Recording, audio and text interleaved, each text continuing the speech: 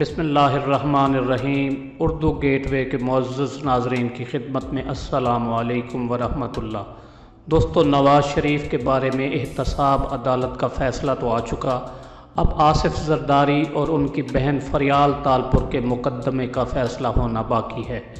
گزشتہ دنوں money laundering case میں JIT رپورٹ عدالت میں پیش کر دی گئی، تاہم اس کی بنیاد پر عدالت نے گرفتاری کا فیصلہ نہیں کیا اور اگلی تاریخ دے دی۔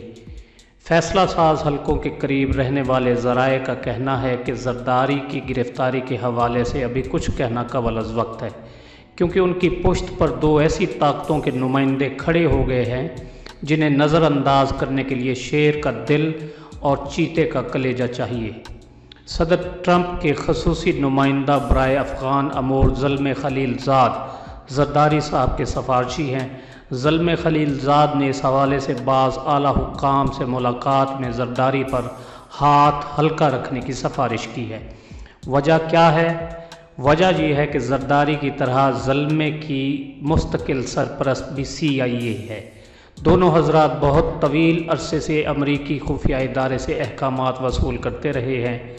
9/11 کے بعد امریکہ نے افغانستان پر چڑھائی کی تو زلمے کی اہمیت بڑھی۔ سابق پروفیسر ایک بار پھر خبروں کی زد میں آ گئے اور امریکی مفادات پورا کرنے کے مشن پر چل پڑے۔ زلمے اور آصف زرداری کے درمیان راہ و رسم تب بڑھے جب زرداری علاج کے غرض سے امریکہ گئے تھے۔ وہاں CIA کے متعلقہ شعبے سے ربط و ضبط بڑھا اور زرداری کئی ایسے خفیہ مقامات پر پائے گئے جہاں جانے کی اجازت کسی مسلمان کو نہیں دی جاتی تھی۔ ان میں امریکی یہودیوں کے بعض مخصوص اور چنیدہ پروگرام بھی تھے۔ امریکہ میں زرداری کے ظاہری اور خفیہ روابط آج کل پھر سرگرم ہیں اور وہ انہیں گرفتاری یا گرفتاری کی صورت میں فوری رہائی دلانے کے لیے پوری کوشش کر رہے ہیں۔ متحدہ عرب امارات کے بعض اعلیٰ حکام بھی ان کوششوں میں پیچھے نہیں جو زرداری کو بچانے کے لیے کی جا رہی ہیں۔ دبئی اور بعض دیگر ریاستوں کے حکمرانوں کے ساتھ بھٹو فیملی کے تعلقات اب راز نہیں رہے۔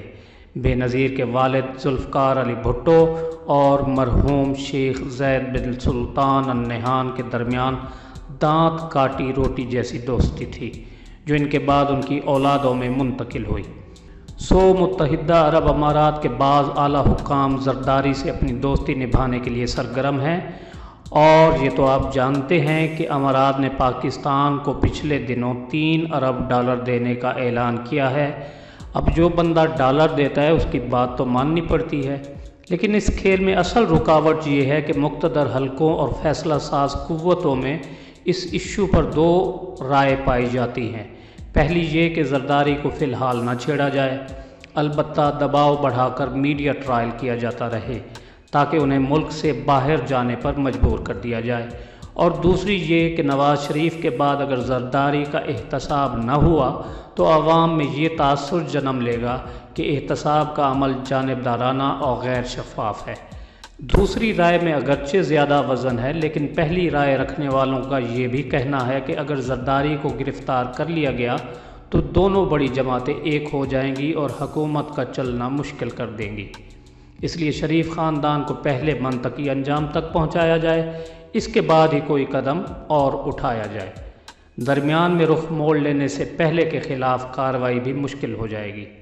آصف زرداری کے خلاف ابھی تک تو فیصلہ نہیں ہوا، لیکن فی الحال بے نظیر کی برسی کے جلسے تک معاملات ٹھنڈا رکھنے پر اتفاق ہوا ہے۔ ایک بار زرداری کی گرفتاری کا حتمی فیصلہ ہو گیا تو پھر کسی سفارش پر دھیان نہیں دیا جائے گا۔